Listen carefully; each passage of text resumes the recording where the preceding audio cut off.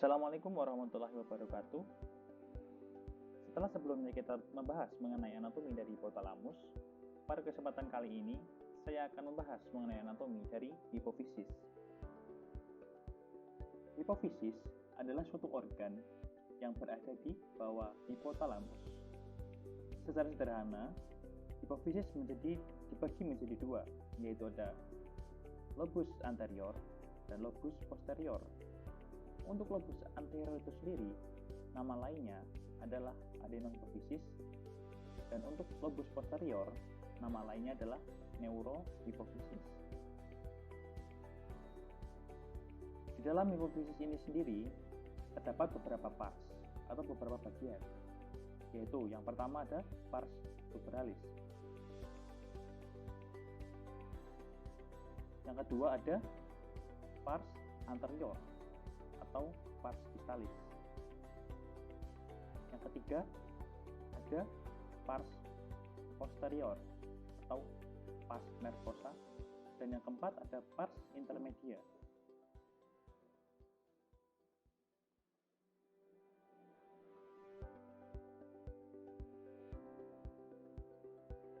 Ya, ini untuk pars tuberalis, ini untuk pars anterior atau pars distalis, ini untuk pars intermedia, dan ini untuk pars nervosa atau pars posterior.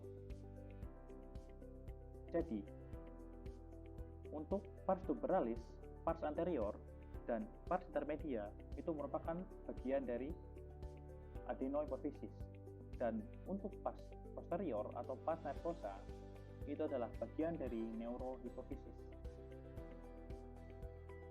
Untuk lokasi dari hipofisis itu sendiri berada di sela tursika, fossa hipofisial, os sphenoidal, berbentuk seperti cekungan nantinya.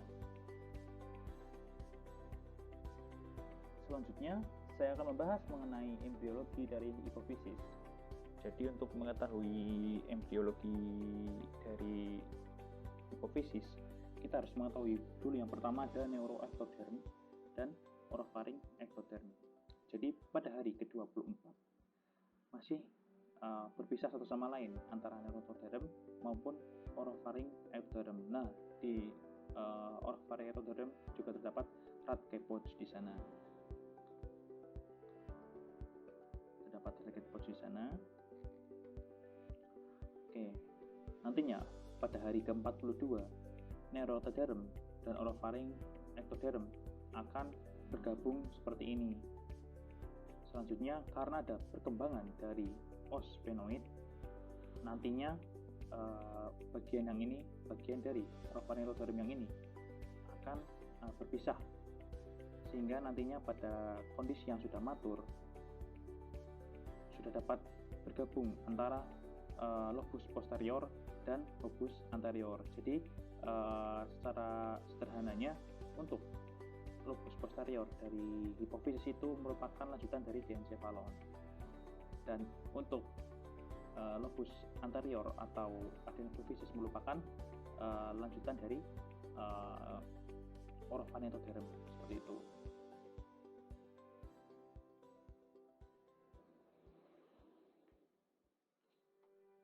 Selanjutnya, saya akan menjelaskan mengenai neurohipofisis atau pituitari atau hipofisis posterior ya. Jadi perlu diketahui, untuk neurohipofisis itu sendiri tidak mensintesis sendiri hormonnya, melainkan nanti yang mensintesis adalah nukleus supraopticus dan nukleus paraventricle yang ada di hipotalamus tentunya. Nantinya untuk hormon-hormon dihasilkan akan disalurkan melalui traktus supraoptico hypofisialis. Ini traktusnya, sehingga nanti ujung-ujung dari akson ini akan menempel pada yang namanya arteri hipofisis inferior di sini. Ya, arteri hipofisis inferior. Nantinya di sini hormon-hormon akan dibebaskan ke dalam darah dan disebarkan ke seluruh tubuh. Jadinya nanti untuk arteri hipofisis inferior akan berlanjut ke yang namanya plexus capillaris neurohipofisis. Nantinya setelah dari plexus capillaris neurohipofisis, nantinya hormon-hormon yang sudah dibentuk nanti akan keluar ke vena sistemik, nantinya membentuk hormon vasopressin atau HDH dan hormon oksitosin. Untuk hormon vasopressin itu sendiri nantinya ada dua sel target, diantaranya ada ginjal dan ada arteri. Untuk efek vasopressin pada ginjal yaitu adalah meningkatkan permeabilitas tubulus distal dan coligentes terhadap H2O. Jadi nantinya efeknya adalah untuk mengurangi produksi dan pengeluaran urin maupun keringat. Untuk efek vasopressin pada arteriol di seluruh tubuh adalah vasokonstriksi. Selanjutnya untuk hormon oksitosin, ada dua organ target di sana, ada uterus sama kelenjar mamae atau kelenjar mamaria. Nantinya untuk di uterus akan merangsang kontraksi uterus, dan untuk kelenjar mamaria nanti akan merangsang produksi air susu pada ibu menyusui. Oke, selanjutnya saya akan membahas mengenai adenohipofisis. Untuk perjalanan dari hormon di adenohipofisis itu sendiri bermula dengan nukleus atau neuron neurosekretorik yang ada di hipotalamus, yaitu ada nukleus dorsomedial atau nukleus ventromedial. Nantinya akan ada akson-akson yang akan menyalurkan hormon penghambat atau hormon pelepas ke hipofisis. Pertama, ada yang namanya arteri hipofisis superior di sini, yang nantinya akan bergabung membentuk suatu anyaman atau nama lainnya adalah plexus capillar primer. Nah, untuk hormon yang tadi sudah disintesis dari neurosekretorik atau dari nukleus ini, yaitu ada hormon penghambat dan pelepas, nantinya akan disalurkan ke yang namanya plexus capillar sekunder di sini melalui yang namanya sistem porta hipotalamus hipofisis.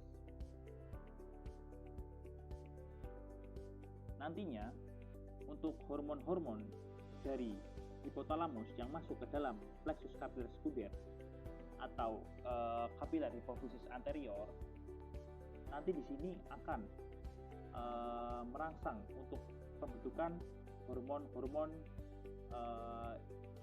pituitari anterior atau hormon-hormon hipofisis anterior. Dan hormon yang sudah dihasilkan di hipofisis anterior nantinya akan dialirkan menuju ke darah vena sistemik. Itu nantinya akan menuju ke organ target tertentu. Jadi organ-organ targetnya antara lain ada kelenjar tiroid, ada korteks adrenal, ada tulang, ada jaringan lunak, ada jaringan adiposa, otot dan hati, ada ovarium, dan testis. Selanjutnya yang terakhir ada kelenjar mamaria atau kelenjar mamae. Untuk yang menuju kelenjar tiroid ada yang namanya hormon TSH atau thyroid stimulating hormone. Nantinya TSH ini akan merangsang pembentukan dari hormon tiroid yang nantinya fungsinya pastinya akan meningkatkan laju metabolik. Selanjutnya untuk yang korteks adrenal adalah hormon ACTH atau adenocorticotropin hormon yang nantinya akan membentuk kortisol yang nantinya akan membantu kerja metabolik dan respon stres. Selanjutnya, untuk yang menuju ke tulang, jaringan lunak, yaitu ada hormon pertumbuhan. Hormon pertumbuhan atau GH itu sendiri juga nanti akan berpengaruh pada jaringan adiposa, otot dan hati untuk kerja metabolik. Jadi untuk hormon pertumbuhan atau hormon GH itu sendiri nantinya akan disalurkan ke seluruh tubuh, utamanya ada di tulang dan jaringan lunak untuk pertumbuhan. Dan growth hormone itu sendiri atau GH juga akan berefek pada jaringan adiposa, jaringan otot dan jaringan hati untuk kerja metabolik. Selanjutnya untuk hormon LH dan hormon FSH itu akan menyasar pada gonad, ovarium pada wanita, dan testis pada pria. Untuk hormon LH itu sendiri, fungsinya adalah sekresi hormon seks. Ada estrogen dan progesteron pada wanita dan testosteron pada pria. Untuk hormon dari FSH itu sendiri nantinya akan berperan dalam produksi gamet, ovum pada wanita dan sperma pada pria. Untuk yang terakhir, untuk yang menuju kelenjar mamaria adalah prolaktin, yaitu akan berperan dalam membantu pertumbuhan payudara dan sekresi susu.